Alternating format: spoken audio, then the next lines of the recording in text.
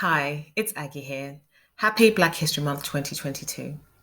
As you know, we're recording a series of videos during Black History Month to support organizations who really want to engage with the theme of this year, which is time for change, action, and not words. And today we're on action 13 of 20.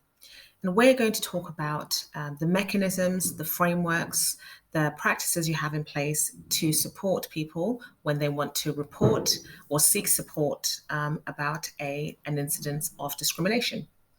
So what processes do you have in place? What policies do you have in place? And what frameworks do you have in place in your organization? Now, this is really important because we know, don't we, that when it comes to culture, inclusive cultures, the worst behavior you accept, the worst behavior you allow will determine what your culture really is. And unfortunately, in many organizations, people aren't able to speak up. They don't feel safe to do so, specifically when it comes to racism. And some of that is because they feel they won't be believed.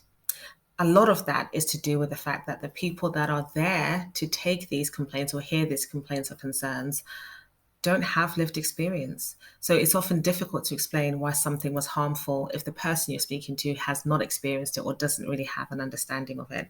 And often you'll hear HR teams, well-meaning most of the time, saying, oh, they have a chip on their shoulder, or they're playing their race card, or they just don't quite get why it's an incident that is harmful.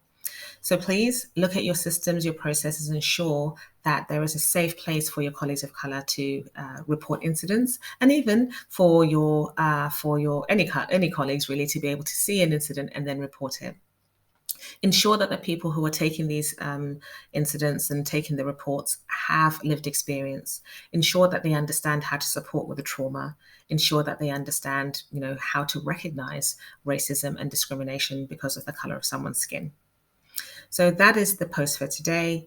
Have a look at how, when, and what mechanisms and to whom your Black colleagues are able to report incidents of discrimination to, and ensure that it ticks the boxes and meets the things that I've just described now.